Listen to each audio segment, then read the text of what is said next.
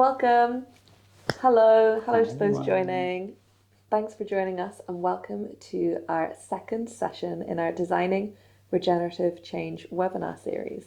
For those who are joining us for the first time and who are new to this series, this is the second session.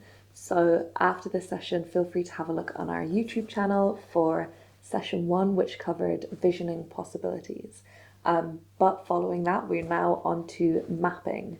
So this session, as well as all the other sessions of the Designing Regenerative Change webinar series, looks at guiding you step by step through from the kind of conception of your regenerative vision, whether it's an idea or an organization or a response to kind of a crisis happening in front of you, how you can incorporate regenerative principles through every step of what you do and bring your regenerative vision to reality. So in these sessions, we hear from the wisdom of the Realliance Network. We contextualize some of these principles and paradigms that we're talking about with real world examples and give you some steps that you can take into your own context, your own communities, and apply to your own work. So welcome to this session on mapping. And yeah, maybe you'd like to tell us a bit more about what we're going to be looking at today. Yeah, exactly. But first of all, it's such a pleasure to be here with you all. My name's James, and of course, this is Jackie. We're from the Realliance team. And yeah, it's such a pleasure to join you in these sessions. And you can use the chat box throughout. We can hopefully answer your questions, or one of our colleagues in the chat box can help you answer your questions. And you'll find out a lot more about our work at realliance.org as well. And on that note as well, we're launching this live, so please feel free to introduce yourself and ask any questions, as James mentioned. But if you're watching this after the fact, feel free to connect in the chat box anyway. We'll revisit the comments, and if you have stumbled upon us from our social media or from YouTube, you're very welcome to join the Realliance network of regenerative practitioners, spanning the divide from kind of humanitarian work, development work, disaster response, displacement. Have a look at realliance.org/join to find out more about joining our membership. Exactly. Our members span basically the entire globe. So you'll be joining a group of wonderful people, and we hope to see you there soon.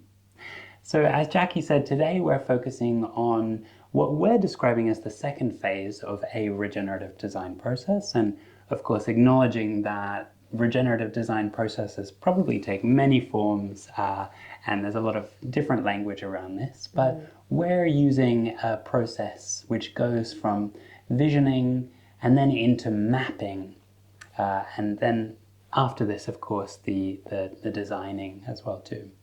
And throughout these sessions, we're inviting you to think about how you can do this in a participatory way. So how you can involve your community in the process as well too. So I loved our last session where we welcomed some great wisdom from Philippa from the Transition Network, and also Wagesa from Ecosystem Restoration Camp. So a big shout out to those two special guests.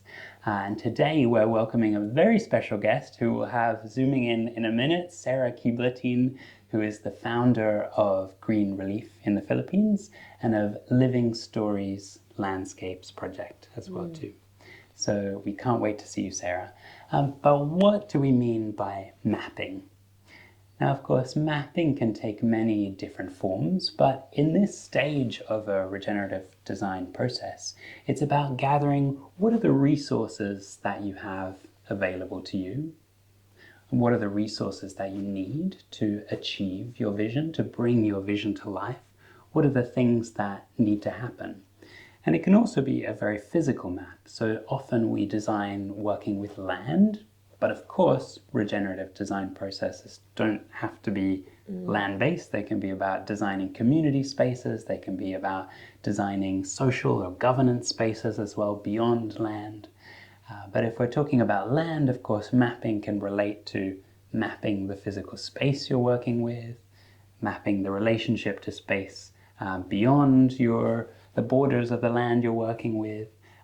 And it can be more conceptual as well too, like mapping the relationships, a kind of system map of the different threads of interconnection between people in your community. And I know Sarah is going to expertly explain why it's possible to, or why it's important to map, and some ways that we can do this. So in this session, we'll speak to a wonderful guest speaker, Sarah, in a moment.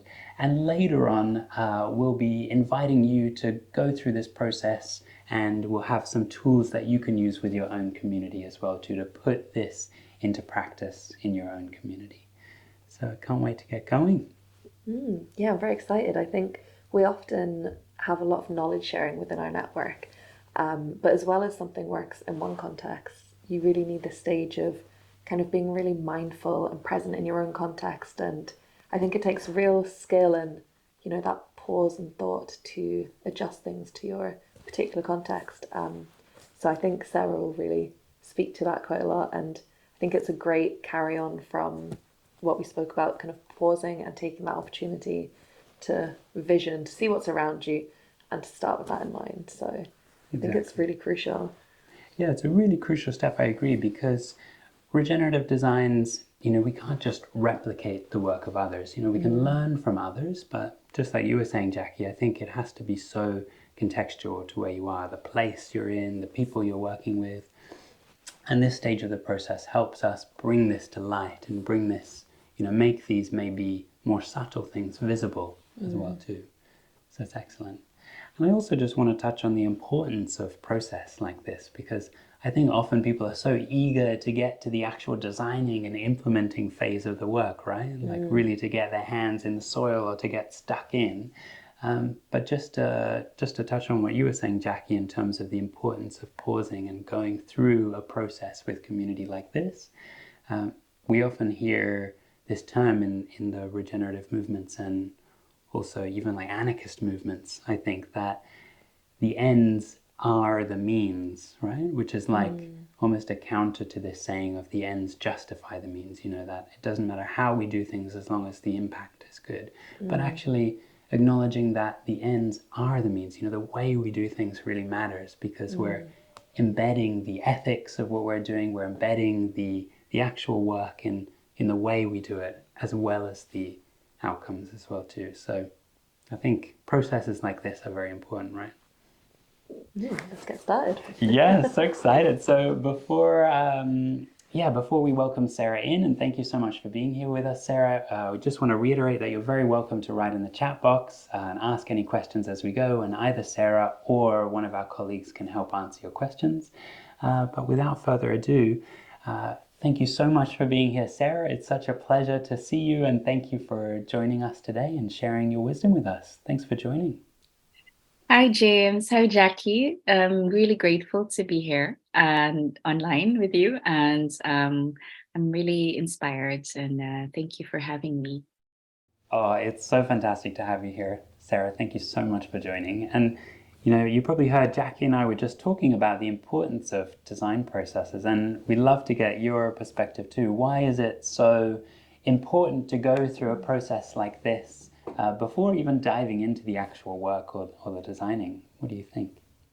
Good question. I think design is something that is deeply empowering because it engages us to rethink and reassess, understand a situation better than we would dive in and already make a plan without, just plans that are done without a design process or a true design process or a regenerative design process, because there are many design approaches.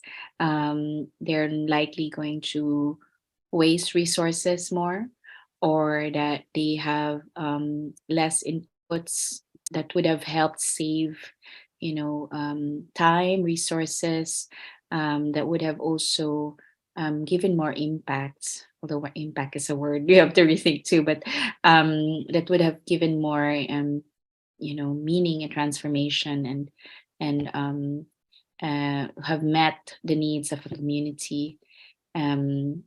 So if it had more design, the process of engaging people, thinking of a situation from a systemic way, looking at the different factors, engaging the different perspectives and voices, it gives more value and gives more meaning because people are part of it, and then there's more a sense of ownership. So you allow more, sustainable ways to sustain the effort, because when you're working, you don't need to do it on your own. You have more people who take ownership for it, and that way, if you end a project, you can help them continue. At least that's the most ideal process.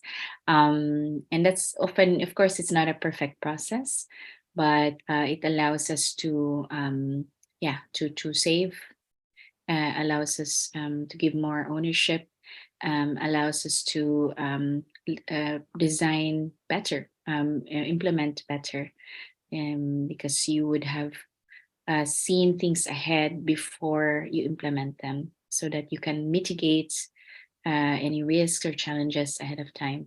And when you implement it, it really already covers all the things that you might at least foresee ahead of time. And yeah. That's really great, Sarah. Thank you for sharing. I really loved how you spoke about the importance of bringing the community along with you and working with the community in these processes. So thank you for sharing that. And as you know, through the process of this whole Designing Regenerative Change series, we've already looked at visioning. And so now we're kind of moving on to a following stage, looking at mapping what's around us. So I wondered if you could tell us from your perspective, what do we need to map? Yeah, and it's a very good tool because mapping invites us to see the parts of a whole, no? And obviously the first thing we think of with mapping is the place. When you map locations and belonging and different aspects of a place.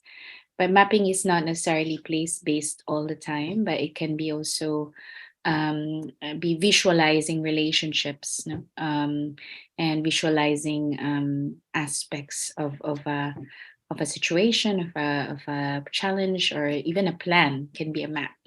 So, you like a map is like you use it to find your way, or to know where you are, where you've been, where you're going. So it can also, just in that sense, you can do a mapping of, even your own intentions. You map it out. So why are you going to this community? Why are you doing this work? That's the first thing I think I would map out, from the place of the source of your intention. Because I think at the end of the day, if we don't know where we are coming from, and it's not clear to us why we're doing this, I think that's very hard. And there's a beautiful iceberg map that we work with our friends who also work with theory U and landscape restoration, our friends at Common Land and Presence Institute.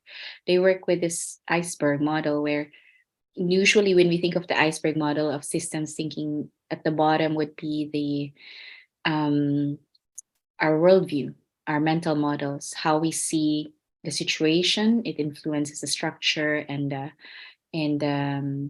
the visible symptoms, no, of a challenge.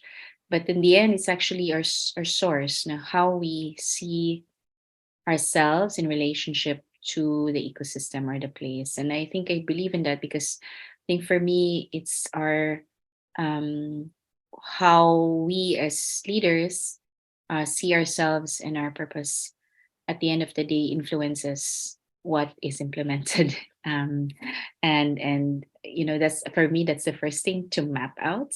And then probably, the of course, the next step would be to, for me, because it depends on the context, of course, but it's good to see the visible and invisible dimensions of a place. So often we think of maps as visible, no, because you're mapping, you're visualizing, but actually maps can also give us a sense of the realities beyond people see. So you can also map out the invisible factors. So, for example, when we did our prototype in Kalinga, which a beautiful project that we did through Luxury Funds, is that we work with an indigenous community. We were invited by the Department of Education, and um, the visible immediate challenge there, we were invited because after a typhoon to work on a permaculture demonstration. But we found out later on the invisible part where there were many failed projects there before we came, and they it in a the bigger problem was not the typhoon. Apparently, it's the GMO corn that was like all over the place, because the invisible factor to that is many projects failed, so people ended up working for destroying their forests and their coffee to just make a living, and they didn't know the challenge, the impact of GMOs.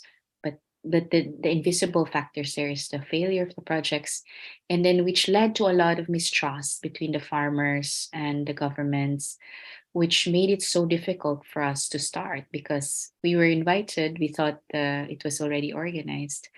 Then we had to work our way to build the trust and get them, which took like almost 1 year, 2 years. So had we known the invisible dimensions ahead, had we mapped it out, understood, understand, before truly engaging, then maybe we would have started with a project more on relationship building or as a deeper sense. Although we introduced that towards the middle because we realized, wow, this keeps on popping up, and people would fight in the meetings, and they would talk about each other, and then even if they had activities. So you don't see that. No, you see an association of indigenous peoples and farmers. You see projects from the government. They're implemented in the state, in this location, but invisible things would be very important. Mistrust, corruption can map out. Also things that are not tangible. So because heritage sites or sacred, something sacred to the people will also be, if you make that visible for something that's not like people think it's very important to them. So that gives them more value. Like if you map out, this is where their sacred site is, or this is a place of cultural importance to these people. Normally, people won't map this out. Sometimes you would just map out the biophysical aspects, the mountains, the rivers. But what if that's sacred to them also? And then that way, when you design, you can say, okay, maybe this can be a leverage point. Like if this is important to them, then what if we can protect this area? And that could be an entry point for helping restore their ecosystem. So it can be the negative and the positives too. And so for me, that's very important. Um, Another map would be very interesting is, of course, the map of challenges of a landscape. Apart from the visible and invisible, but to really understand the systemic issues, no, you would a systemic map of the social, cultural, economic, ecological. So you can see the relationships. I think we would call it wicked problems, right? And you see if you help them link the problems together, the relationship, you see how wicked it is. But of course, you also invite them to see, right, they're all interrelated. So if you work with this area, then we can maybe address this area. And there's that we, they call it acupuncture point, right? When you work on one area and then it just elevates or affects other areas because you can't do everything, you can't solve everything, but if you know the nodes where many of the issues are all interrelated, there's really a lot in the if food was the entry point, it would address a lot of things like waste, water, or then that way you can design better. Yeah, like start with the food system, for example, then work your way around the other relationships. So that I think is good. And then of course a visioning map is valuable, because without a roadmap where you want to go, that's really hard, no? Um uh and that it could be like depends. I think there are many different ways of looking at it: short term, medium term, long term. And a road, they call it a roadmap, but kind of curious what a good metaphor is, because roads are usually like one way unless you can have multiple roads. But basically, a vision would help. And normally we work with visions in the middle of the journey, not at the start, because at the start is where people understand the issues first and define what they really want, and reflect it back to themselves. Like, what is my relationship to this place? And now I understand better the problems of the place. Then the visioning can come from there. Like, and my own like work to do and my response to a challenge. Then we make a vision. So if it were a tree, and we use the tree as a good map in our community work. So in a tree, you have the trunks, the roots, the trunks, and the foliage or vegetation or whatever, the leaves and the fruits. Um, Normally, it's the in this map. If it were just a simple map of challenges, of course, you have the if the tree was a metaphor, you have the invisible factors as the roots, and then the visible is what you see above. You can also use the tree for the challenges below with the roots, and then the fruits and the vegetation as the vision, and then the pathways to get there would be the trunk. So that's a very simple map using a tree.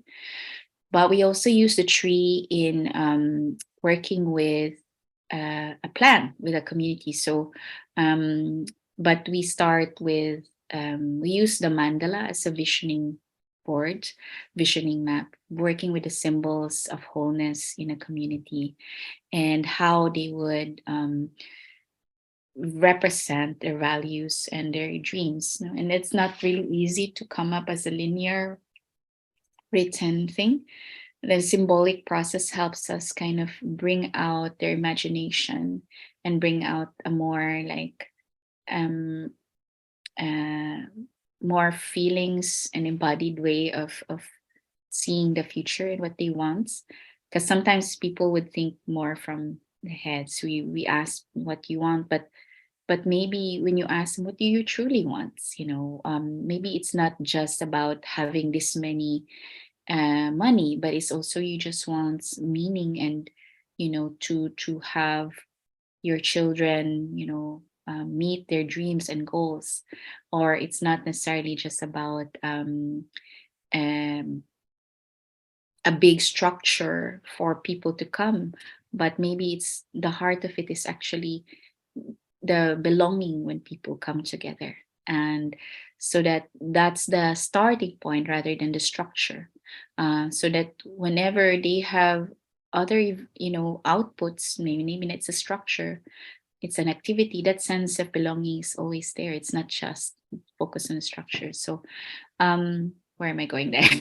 But basically, we use the mandala as a map, and there's a community I work with in Sagada, Mountain Province. Before I started Green Relief, I've had this relationship with this community for a long time, and we worked with a DRR. I was invited to do a DRR planning, and I'll share my screen for this one. I think it helped. Yes, please, Sarah. Feel free to share. We did a visioning where they would map out their vision of this is for a disaster risk reduction plan. Like, how do we address disaster risk? My friend, a culture worker, Doman Macagni, invited me to help put this workshop together.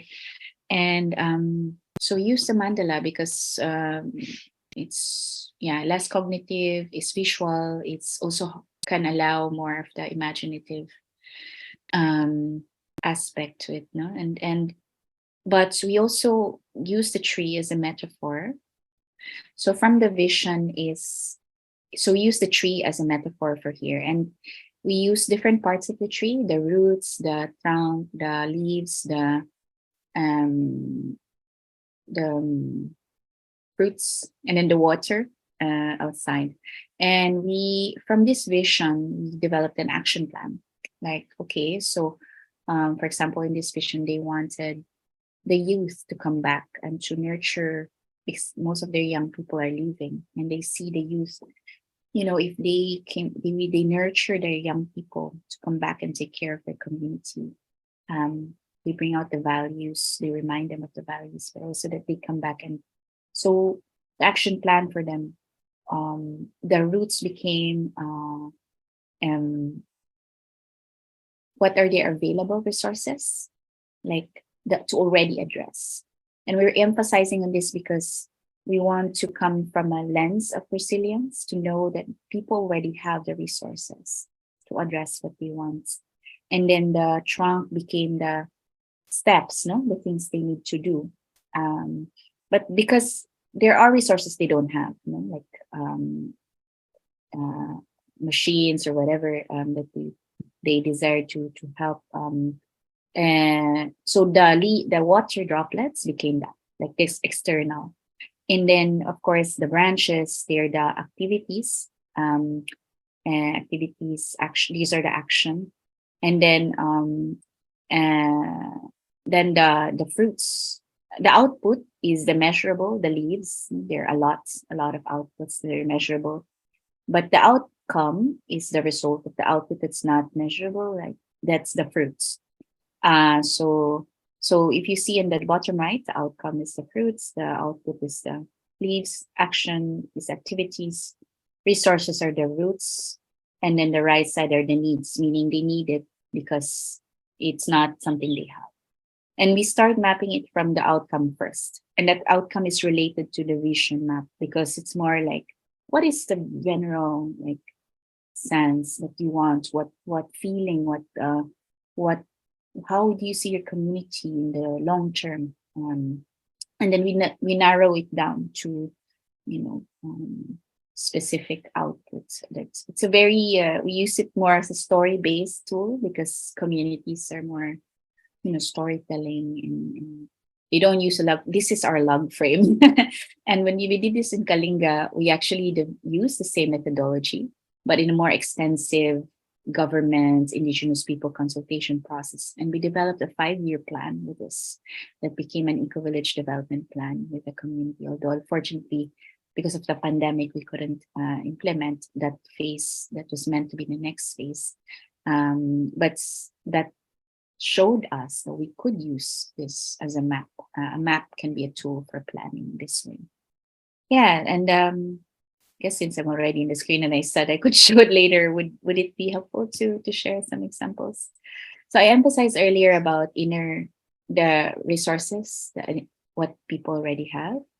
And I think for me, from the resilience lens, it's really good it offers a dignified way for people to recover because we're coming from instead of in like coming from this is an aid, like what do you need, and then we give it to you. Of course, that's part of it. It's just saying like more of like what you already have that we can nurture and support and honor. And this is a resilience map we did for Marawi IDPs. This is the Islamic city of Marawi that was displaced by ISIS in 2017, and we work with the support of Lushri Fund also as our prototype to work in an emergency situation using permaculture. And here, this is where they moved to their settlement. We worked with them in an evacuation center before. And this time they moved to our settlement, we plan to develop like a learning site and for them. But it ended up because World Food Program invited us to help them with backyard garden. So it ended up a backyard garden project, but using permaculture. And we started first with what do they already have? What did they already know as the tools that they have? And then they realized, oh, we want a livelihood project. And then, oh, I can bake. Oh, I can, I know how to grow foods. I know how to build a structure. So with that mapping, we kind of enable them also to bring out their capacity. And although it was a challenge because it ended up, because we had to work with an organization, it was structured with a cash for work system. We lost that a little bit, like kind of like how do we design it from from what they have and upskill or enhance their skills or bring their skills. But it was a learning for us, no? And when that backyard gardening ended, the next phase supposedly was to do develop the livelihood as a learning site. But since the funding moved to another typhoon, because we have so many typhoons, so of course donors have to kind of just hop from one place to another.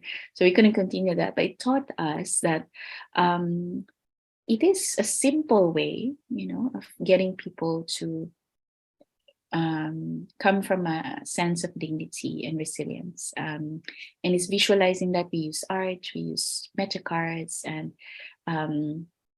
so, and then we also use some playing cards from the Global Eco Village Network just to inspire them what could be a map of regeneration in their place, but from examples around the world. Of course, we use the balance of inspiration, but also like what's their local wanting and what do they know in their place. So yeah.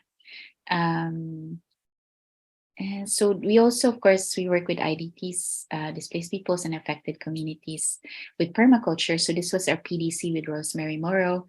And of course, in a permaculture plan, you make a map and you map out the zones, right, in permaculture, and knowing where, start first with the kitchen garden or where the cash crop should be and where you have to protect the wild in zone 5. So maps help communities to see the relationship of a landscape and the benefits of the sectoral maps also, which leads me to sorry, I'm going to jump to the sectoral maps here.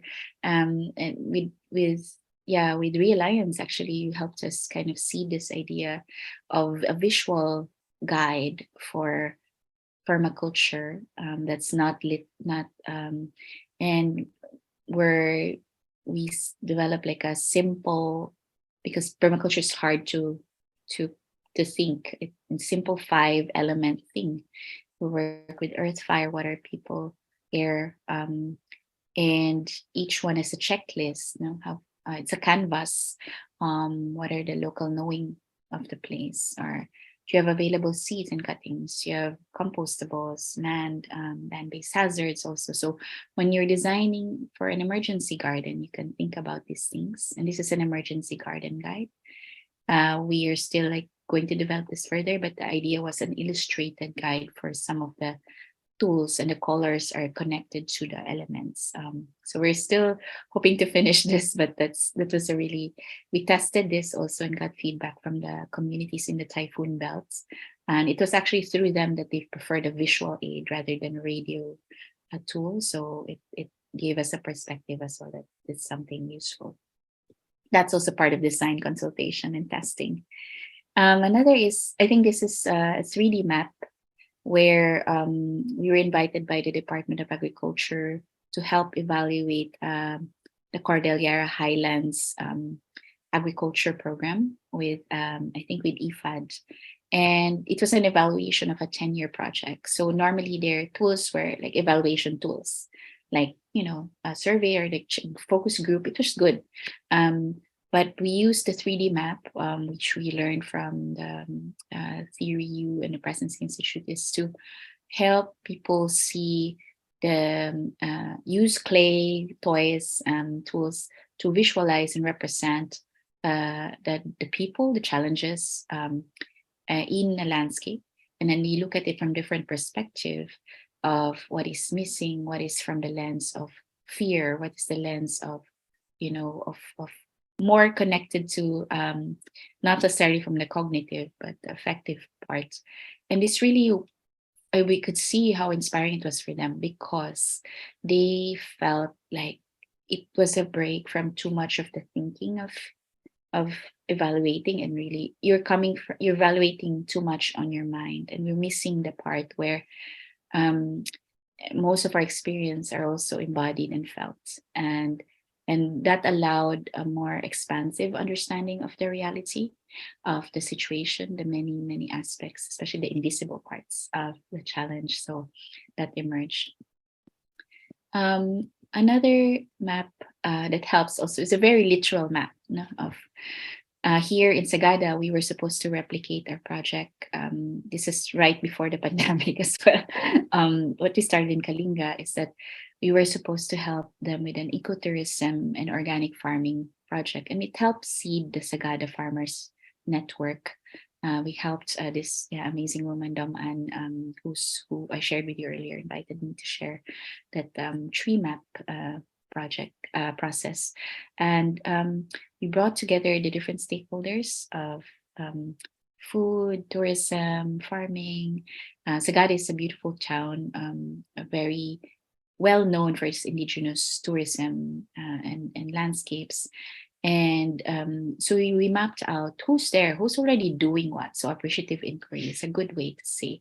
And of course, AI is a good way, and you're discussing, right? You're talking about it. But when you're visualizing it on a landscape, you also start seeing relationships because you start seeing, oh, where are the, so there are many concentration of tourism projects here because it's closer to nature, or there are many, apparently farms are located here in this place, and then you have a lot of restaurants here. So what if we build a relationship with the farmers and the restaurants? Or so that's seeing helps us connect the dots, no, and see who is already doing what, rather than build something new.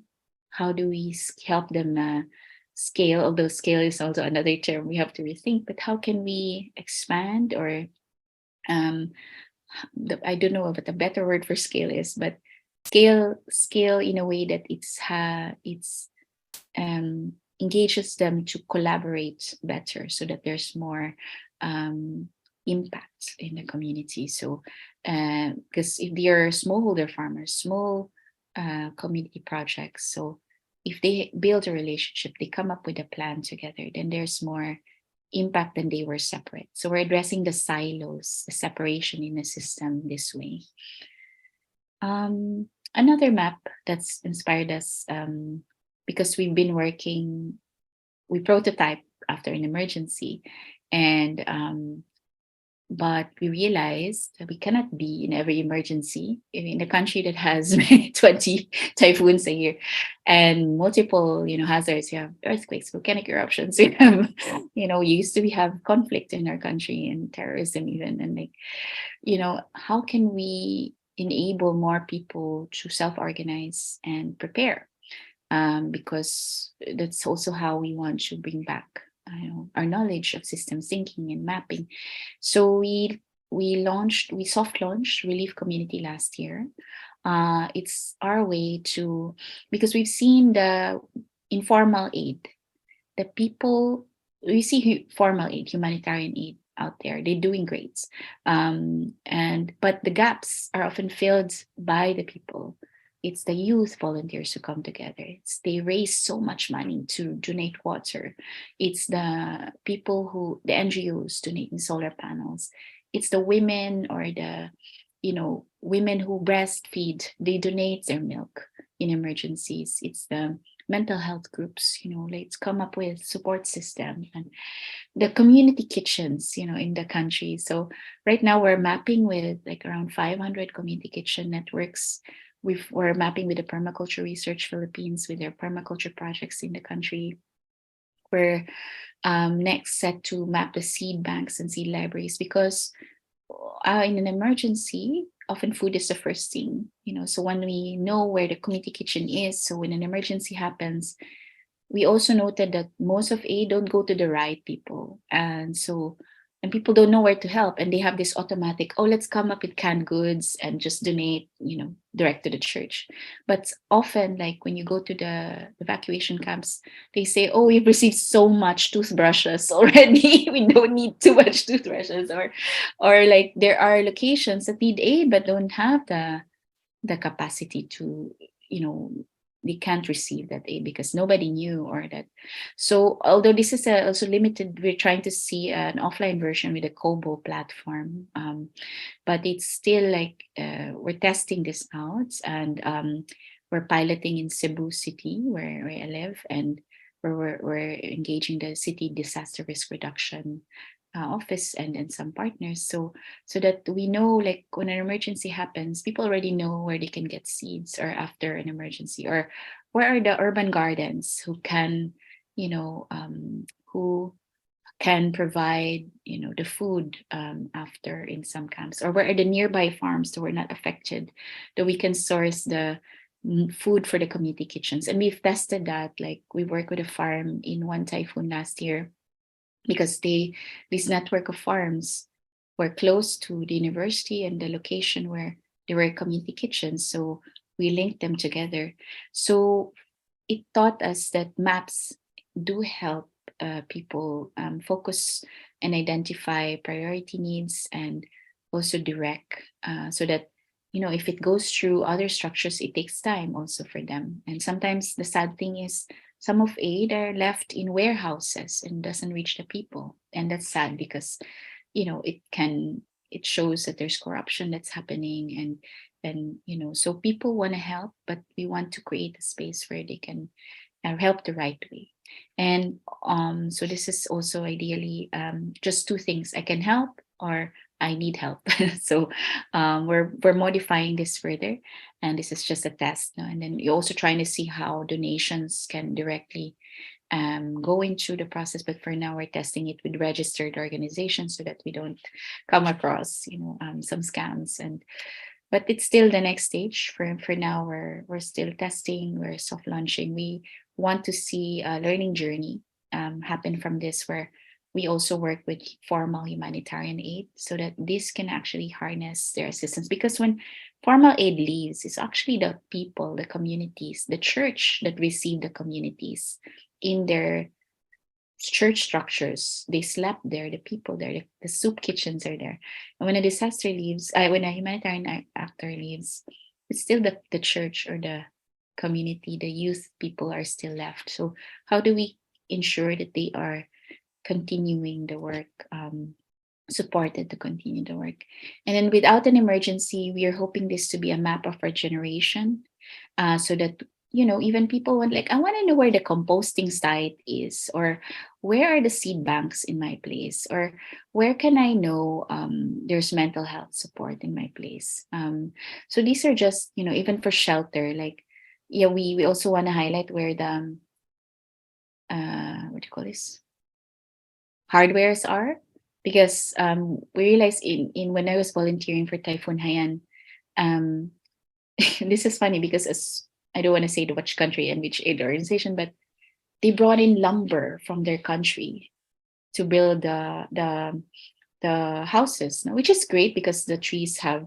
But the thing is, there's so much trees that were cut down, and it could have been employment for the people, and it could have support local economy if the nearby economies, that have the wood and then if we knew where they are, then the economy is boosted again after emergency. We're just by knowing who is where, who and where they are. Um, the last part that we're doing is a mapping of the 3D landscape. This is more for our landscape restoration lab. So we're doing this lab with Common Land, and to meet the UN Decade for Ecosystem Restoration and local partners. We're working with Wetlands International for this, and we're adding this dimension of mapping, because in our work we want people to know where the hazards are. This is not our photo, because the workshop is still coming up, but we did this in our project in Kalinga as well.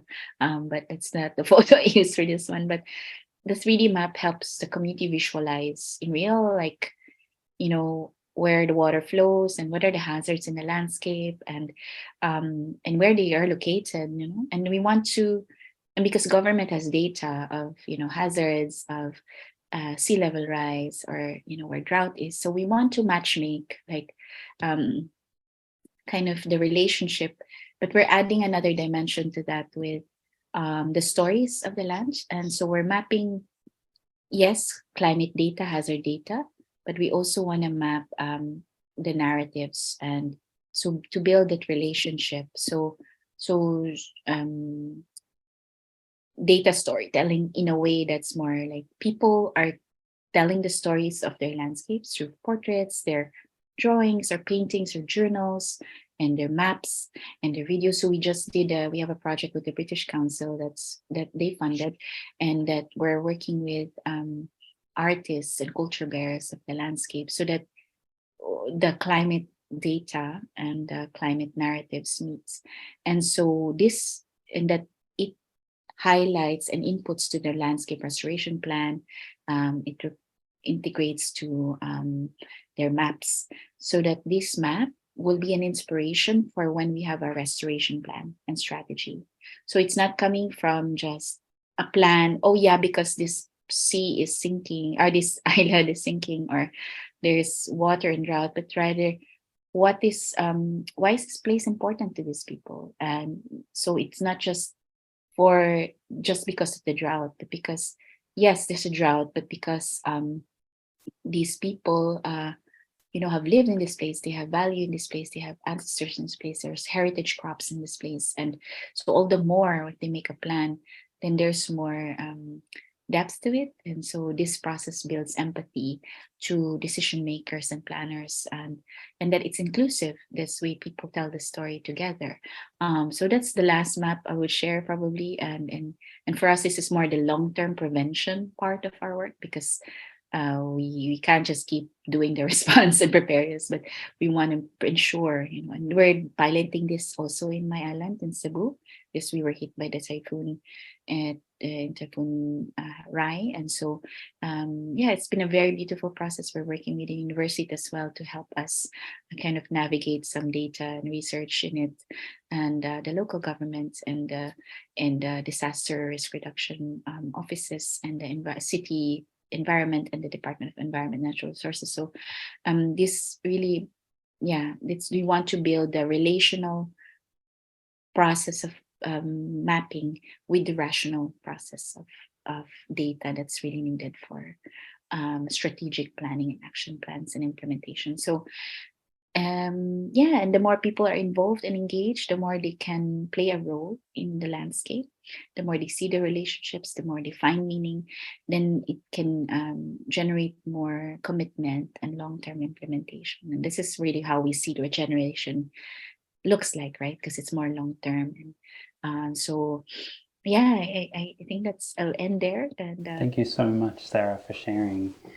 What really hit me, what really struck me, thank you so much for sharing all those great examples.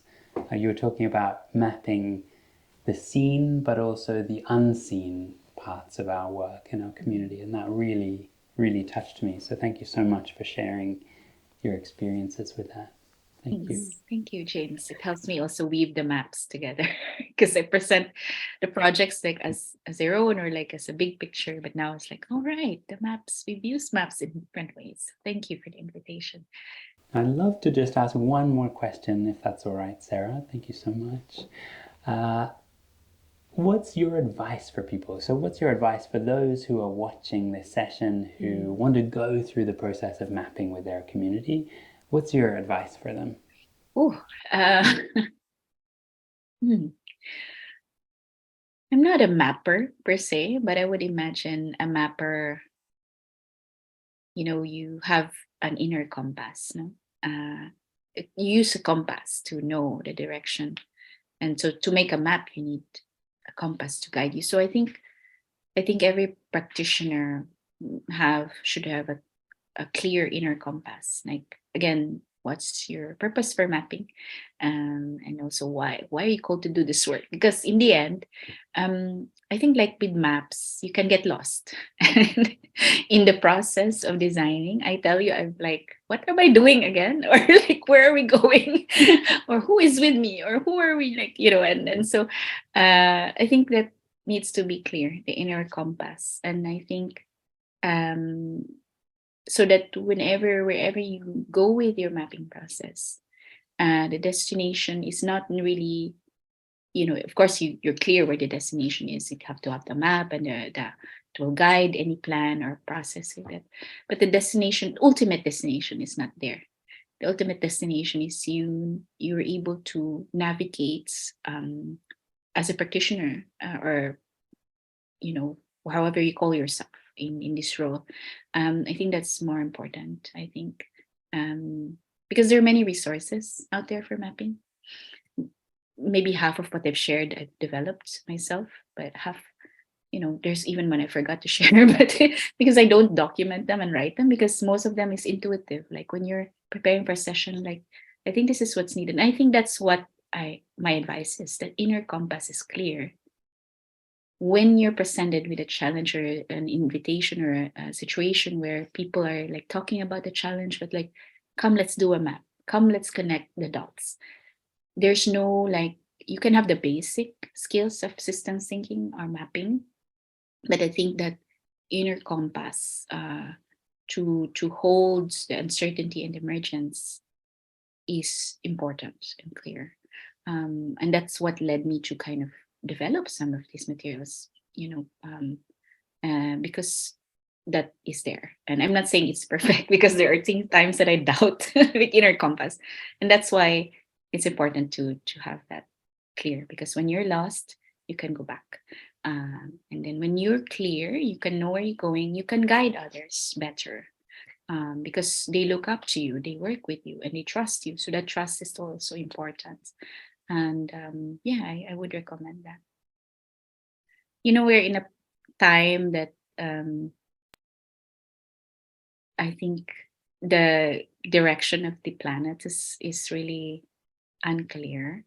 So yeah, with the mapping part is just to help us charting our ways. And I think one of the traditions we carry is in the Pacific.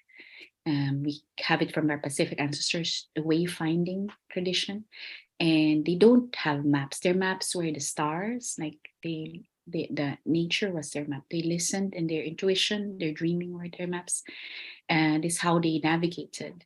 And I think, yeah, it's connected to that inner compass. Like I think we are charting in a new territory, because especially when regenerative designers, it's something, it's kind of not a new thing anymore, but just we're trying to create a new system.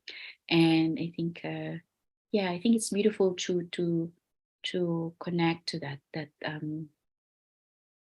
being able to be guided by something inner, but also wider, like a higher sense of direction. And then I'm just bringing that wayfinding experience as a space to a way to navigate. And mapping is technically navigating, and so we integrate that to the design, it becomes more powerful. And I think, yeah, people who work in this process, I admire them, and I feel like I belong. So I'm grateful to contribute to that knowledge and wisdom. So thank you. Thanks for the opportunity. Thank you so much, Sarah. It's always so wonderful to hear your wisdom. You do such amazing work. And I think that was really great to see such practical examples, contextualizing, real life work. Always an inspiration to listen to you. So thank you so much for your time today. Yeah, super grateful to have you here. Thank you so much, Sarah. And Sarah brought up a really amazing example of using a tree as a mapping exercise with your community, meaning different things. So we would love to learn from Sarah in this, and we've created a little design or mapping deck that you can use with your community. So to help you map out in a participatory way your needs, how you're going to get there, and then the outputs and the outcomes that you're imagining, and the external needs too. So you can see so we'll share the link in the chat or down below as well too, so you can access the Jamboard, which you can make a copy of yourself and use as many times as you like. So the roots are resources that you already have available to you, things that you have that you can use. The trunk of the tree represents the pathways to achieving your vision. So, of course, by this stage, you would have already done your visioning with your community to kind of think of what are the things that you want to achieve, the place that you want to get to. So to do that, of course, the roots are the resources you have available to you that can help you achieve your vision. The trunk are the pathways that can help you get there. The branches, which are the activities that will help you achieve your goals. And then we have the leaves, which are outputs, and the fruits, which are outcomes. And then we have raindrops on the side that are all about needs that you might have that you don't actually have access to quite yet. But of course, we have the outcomes and the outputs. Maybe, Jackie, could you tell me a bit about the difference between the two? Well, my understanding really is outputs are kind of more like deliverables. They're kind of tangible things that you might assign as a goal of a specific project. So maybe you want to, plant X number of trees or increase food growing by a certain amount. And then outcomes is more kind of, if you want to use the word impact, it's more the result of the output. So if maybe growing a certain amount more food might, or these are things that are more kind of usually numerical and quantified. If that happens as an output, then what does that mean? So it might mean an increase in livelihood opportunities, or it might mean better nutrition and better health outcomes, or kind of what does this mean for the wider community? What was the result of the more tangible outputs? These are sometimes not as easily quantifiable, although we're a lot of people in the areas that we try and work in are always trying to quantify impact as much as they can, but it's kind of more meaningfully, what is the result of what you've been doing? Yeah, exactly. So it could be things like you said, the outcomes or the outputs were growing 100 fruit trees. So that's the output. But the outcome is increased food security and sovereignty or increased nutrition. And you're right, I agree that some of these things can be measured in a numerical way, like quantitative, but some are more qualitative and experience-based as well too. And I think these are just as valuable and interesting. Especially as you mentioned, I think at the beginning of the session, that in these design processes and in regenerative work, we're not always talking about food growing. That there are a lot of social processes as well, and as you mentioned, experience-based. When we, weave in communities and a lot of these threads as well, it is harder to write these down as kind of quantifiable outputs and deliverables of what you've done. So I think it's nice to capture that in this mapping exercise as well. Exactly, and just like Sarah put it, it's about making the sometimes invisible visible, bringing to light the perhaps unseen elements of the work. And I agree with you, this can be things like the social elements or the dynamics of community. So I think that's really interesting to map out as well. And of course, now that you've done your mapping exercise, so you've gone through this process with your community, in the next stage that we'll explore in a few months' time, this is about actually designing from here. So you've gone through a visioning process, you've visioned with your community, what is it that you want to transform? What is it that you want to create with your community? Today we've been exploring mapping, so how do you map out the resources that you have and that you need, mapping out the pathways to create the change and mapping out the kind of outputs that you want to achieve and then those wider outcomes. So you've gone through this mapping process before we're getting into the actual design. So how do we then put this into practice, put all these resources that we have available to us to work, and kind of designing that process.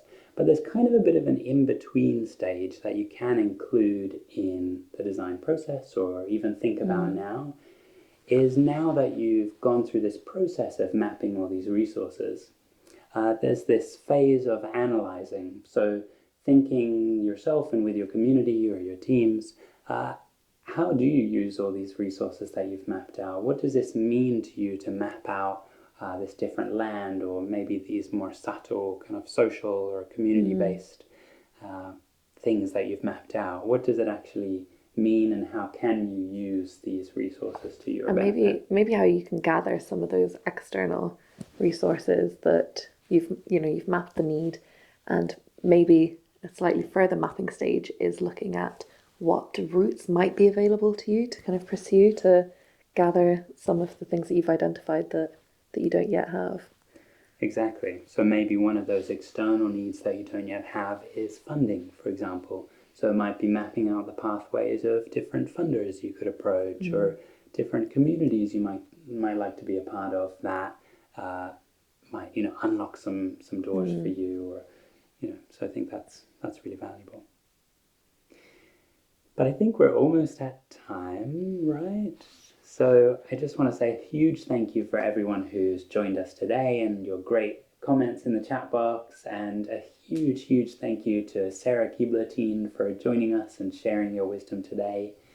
And we really can't wait to see you for the next of our sessions. One more thing I'll add as well, not to leave you on a cliffhanger. I know you said our next session will be on the designing and kind of almost the next stage, pushing forward everything that we've been working on up until this point. But for those who are joining us live, our next session isn't for a little while. And, as you mentioned, there's already a lot to be done at this stage. There's analysing the mapping, rooting out these ways to maybe acquire further resources that you don't yet have your hands on, and contacts, allies, all these different things that are really useful. And if you haven't joined us yet, I think networking is such an amazing way to do this. And the Realliance Network is just such a host of wealth of knowledge, experience, support, and sharing things like funding opportunities, or new tools and techniques, and even just having those contacts. Really, we've seen from our members the invaluable collaborations and support that's going on. So I don't want to hold you off and say you have to wait until our next session. Do feel free to join the network, speak with other members, get involved with us if there's anything that we can help with as you're building up this vision. Yeah, please do. And you can find out more on the website, realliance.org, and we can't wait to see you there. Thanks so much, Jackie, for co-hosting. Thank you, James. And thank you so much again to Sarah, and for everyone joining us today, and people joining us in the future. We look forward to hearing from you and potentially working together in future. See you all soon. Thank you so much. Bye. Bye.